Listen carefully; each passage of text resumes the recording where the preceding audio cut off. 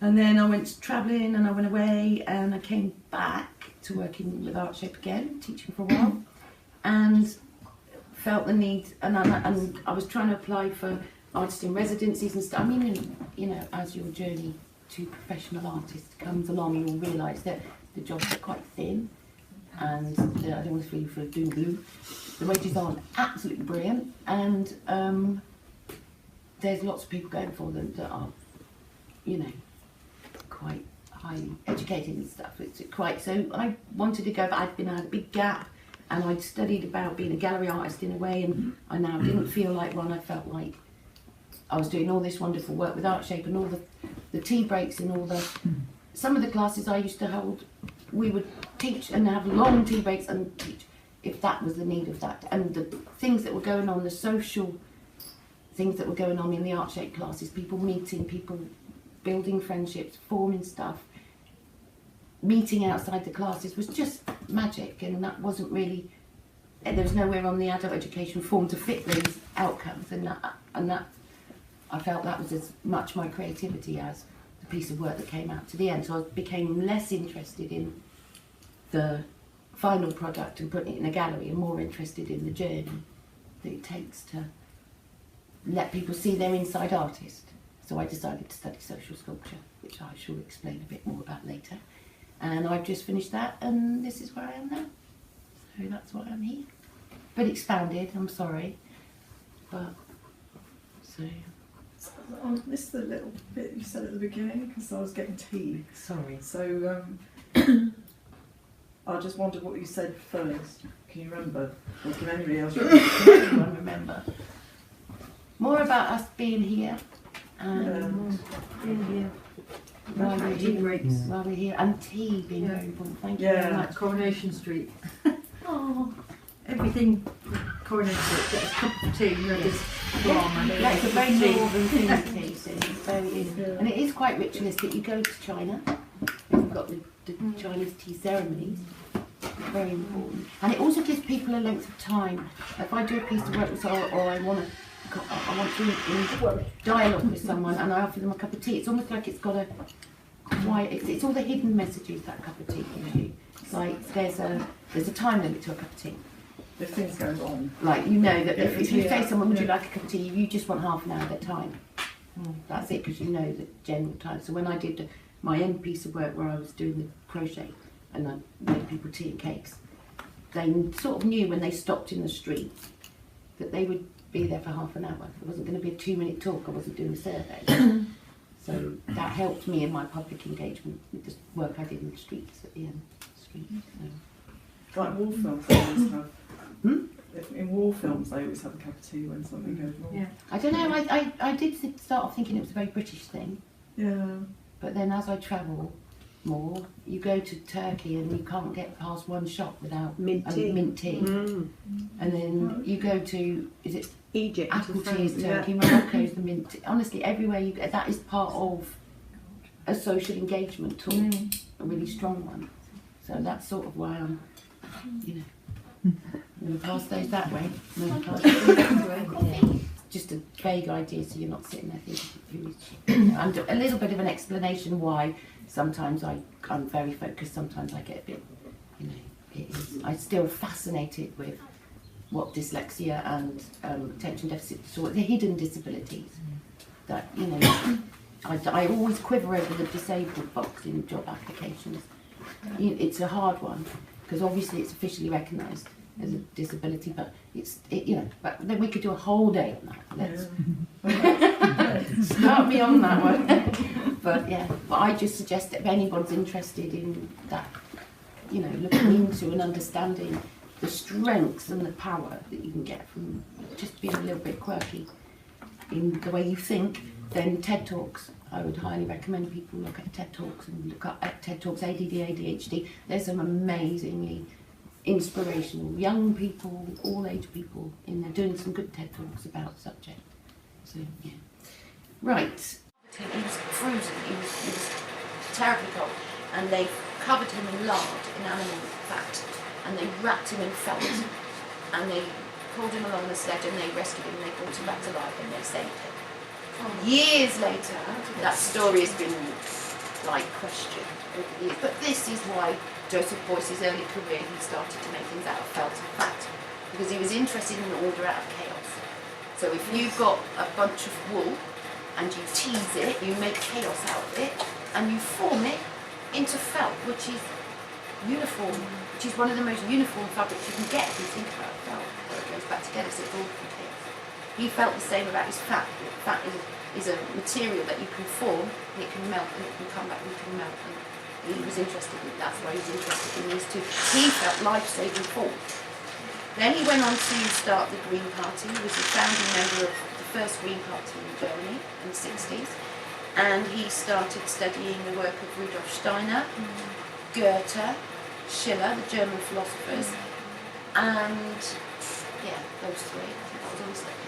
And he moved it, and he started, and his artworks, although he's known for his actions and performances, he did things with hair. He did a piece of work where it was all a big hoo-ha, everyone was wanting to see his new body of work, and when people came to the private view, he locked all the doors, and he had a gallery with window, and he just spent the time, he covered himself with bee, honey, and then he covered himself with gold leaf, and he just acted, and so it was very strange, and everybody was outside looking in the window in his gallery full of his paintings, and he took a dead hair, and he walked the dead hair around, all the paintings, and he explained all of his work to the dead hair. No one outside could hear it. And the reason he did that was to show respect for the animal world, for all the damage that's been done to the animals from human beings, and how we do not work with nature anymore. We destroy nature, and we destroy the world. So that's why he did that. And then he moved on to doing a piece where he flew into America.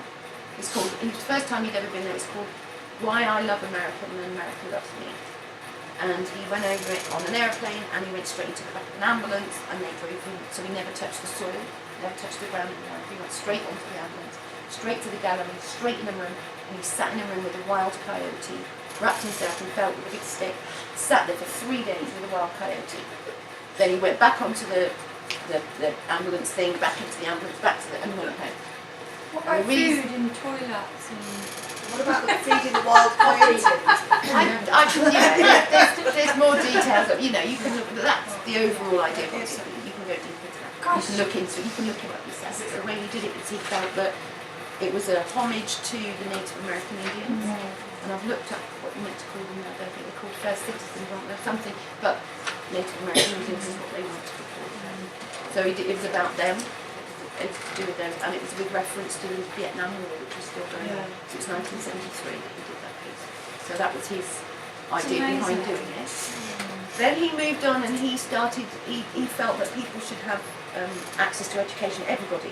So he worked for, I can't remember the name of the university in Germany. He worked for a famous university in Germany, and they came to him and they said, "Look, 200 people have applied for your course, but you can only take 40." And he's like, "No, I'm taking them all." So they wouldn't have it. So first day he let everybody, everybody who applied was in there.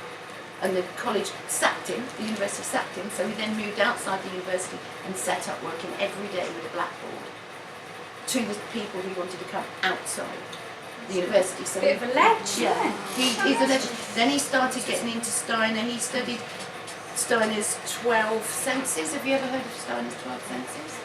There's more than, I've written more down. There's more than the 5 senses included. So Steiner says.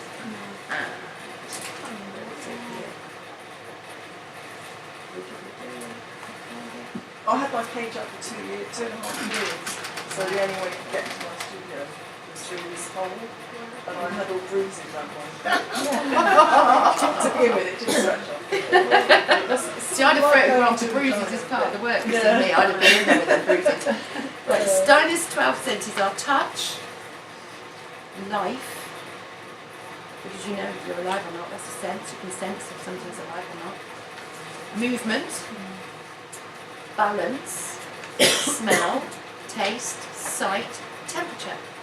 Now, sense of temperature is my favourite one because you know if you're cold or you know if you're hot. You know if a person is warm or a person is cold. You can tell the temperature, the emotional temperature of a room, of a nice, you know if you're comfortable in something or you're not comfortable. You say it's warm in there or it's cold. It's cold environment, cold atmosphere. So that's the temperature one. Hearing, speech, thought and ego, the I sense, the sense of the self, which is like, especially with lots of people who are autistic, their sense of self is disjointed and stuff. So yeah, it's the sense of the self. And he looked very closely at stuff like that, and he did a lot of the work. I find it harder to understand of his is that there was a threefold social. He was into universal basic incomes and different ways of society living, and he felt that everybody was an artist. And how he said that, I mean, I looked it up here. Joseph Beuys believed that it was possible to transform society through the creativity of every individual. He emerged as an artist amid Germany's post-war reconstruction, claiming for art a unique role in the spiritual regeneration of society in opposition to materialistic culture. Everybody is an artist. Beuys believed art should be a kind of social sculpture, in other words, how we mould and shape the world in which we live. Sculpture is an evolutionary process. Everyone as an artist simply means that the human being is a creative being, that he is creator, and what's more, that he can be productive in different ways. To Beuys, it's irrelevant whether a product comes from a painter, a sculptor, or from a physicist or a chef. It's a piece of art, if you say it's an art. So for Beuys, artist was the word to describe the essence of what it means to be a human being. A deep need and fundamental ability to create and be creative. And that is how, when we talked this morning, almost everybody without a single person not counted is found their own clumsy way to their creativity being their healing. Being for healing. We've all, I think, everybody, haven't they, has found it themselves, their creativity to heal. So you can be an artistic mother, you can be an artistic manager, you can be an artistic bus driver, even an artistic politician. It doesn't matter what your means of expression are. Being an artist means being creative in whatever way is available for you and that feels natural to you. Okay? So he started to want to join people into his work. So he did a piece of work in 1982 for an exhibition called Documenture in Germany. And he proposed a plant and he built 7,000 oak trees. This is the piece of work that he did for, if you pass that one round, it's called 7,000 oaks. 7,000 oaks. So what he did is he proposed a plan to plant 7,000 oaks throughout the city of Kassel, the German city of Kassel. Each of them he paired with a basalt stone. So you'll see in a minute he did a big arrow outside the gallery with one tree at the end, and he put 7,000 big asphalt stones onto the ground. And he encouraged people to pick up the stones and take them somewhere in the town and put it down, and for each stone you have to plant a tree. So what he did is he planted 7,000 trees, extra trees, and it led to discussions. Here we go. The project was seen locally as a gesture towards green urban renewal. It took 5 years to complete and has spread to all other cities around the world. So his idea, so this was back in, you've got to think, 1982. People didn't know what they know now. It wasn't people, nobody was doing that. Nobody was saying, look, it was all just a few hippies thinking about, what the environment is happening and all the green gases. You move the stone around and then they plant a tree where the stone was? Yeah, so he encouraged the people of the town to be participants. That's like a religious thing as well, isn't it? Having crosses. What's it called? I can't remember who it is, but they, like in Britain there's these crosses where Saint whoever it was stopped and then they built a cross. So it's the same sort of thing. Yeah. That's what that reminded me of, was like people and the sort of like nature and sort of like man-made objects. Sort of like similar to that, what he was saying is about that he wanted people to look closer at nature and look at the trees and think about how a tree grows and think about how long it takes the world to make that piece of stone, how long it's taken to form, and to think of the world as a we're here for a fleeting moment, but the planet has to last. I think it's his statement. Yeah, exactly. Yeah. There's been more plastic used between 2000 and now as more plastic made in just this century than the rest of the century added, this last century before it added up. Tea and cake, sit people down and crochet. And I've got all my drawers there, and I make people gift. I ask them to come and join me, and I say I'll swap you your conversation for a gift. And I make them, and I use cut-up T-shirts or videotape. I used videotape and made them bottle holders for plastic bottles, and I encouraged them to. I put the bottle down and I said, look, think about that bottle while I'm starting your thing, and it took about 20 minutes to make the thing and 20 minutes to have the cup of tea, so they knew it was about half an hour. I'd say to them, could you please imagine that bottle and imagine that somebody threw it in the bin and not recycled it, and tell me where you think it might go. And I've done it with 7-year-old children, and I've done it with really old people and everyone in between, all sorts of different people, and collected the stories that they will say and get them to think quietly about it and gauge their imagination, and then make them the gift, and hopefully the experience of meeting this crazy person who are not in the street and having a cup of tea and a cake and a conversation and having a gift will make them go home and make them feel their own agency, that actually maybe I use too much plastic, maybe I'll buy a bottle for life, maybe I'll stop, it might create change in them, and it creates conversation. So that was the final sort of picture. For you. It does. So cute. No, I just lost the proper bit of paper now. Yeah. What have I done with that proper bit of paper?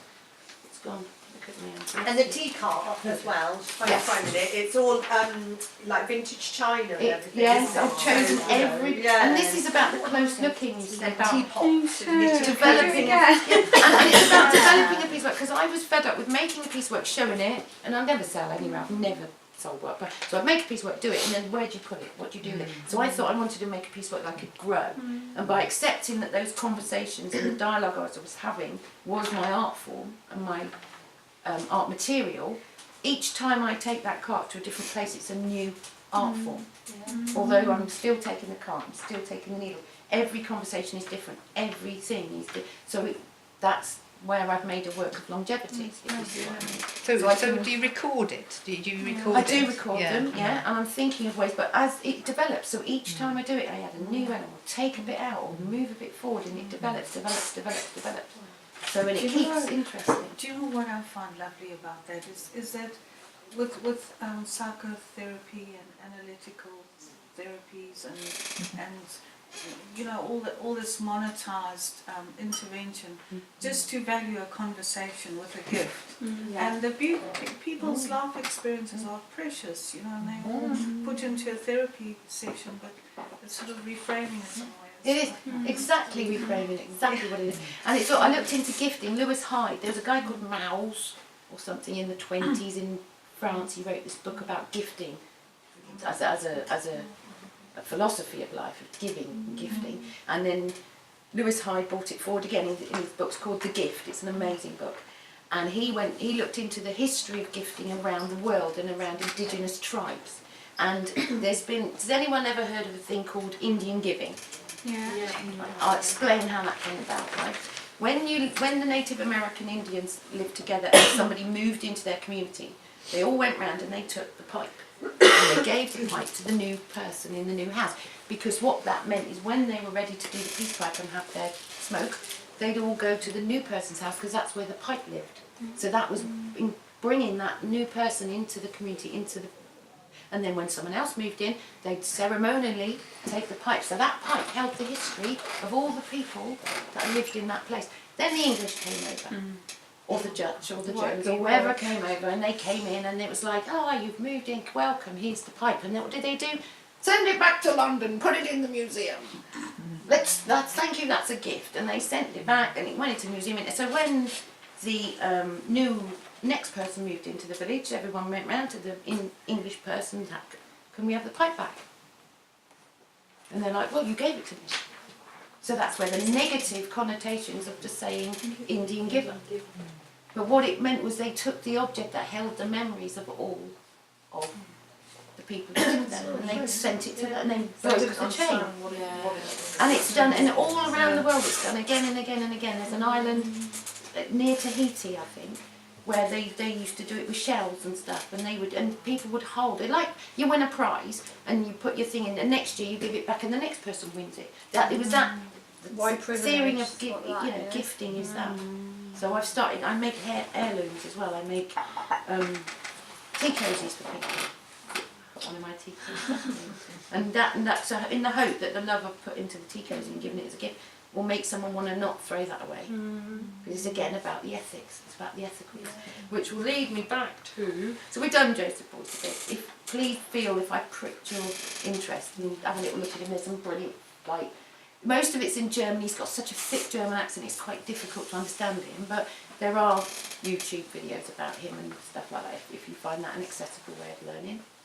So, but he did make free universities, and his work got more and more conceptual as he went on. But people are still unpicking him, and they're still realising that a lot of the things he started have carried on into mainstream community arts nowadays. And that's where the idea of everybody being an artist, everybody can shape their own life to be creative. So that's what he means when he says everybody's an artist. You know? And yeah. Really good foundation course, but I remember him kind of, but I don't remember this amazing stuff. That's because it wasn't really recorded a lot. Right. There was a lot of.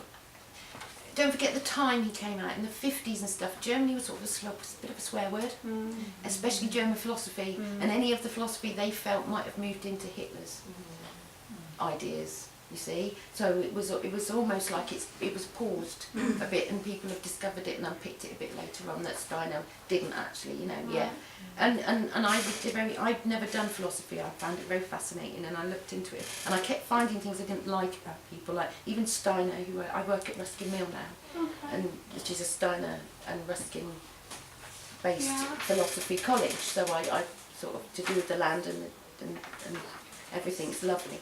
And I love Steiner's work, but then he said there was a hierarchy of race. So he said that every time you died and you got reborn, you would be lighter. So everybody linked it with Hitler, but it wasn't linked with Hitler, it was linked with Steiner going to India, and the caste system in India, which already exists, where the lighter your skin is, the more pure you are, you know, so it was a quite, so, you know, a lot of this stuff wasn't really, and a lot of Joseph Beuys's work with using the mind and imagination and direct democracy of people changing stuff and sort of moving into that. It wasn't really looked at, it wasn't really understood so well.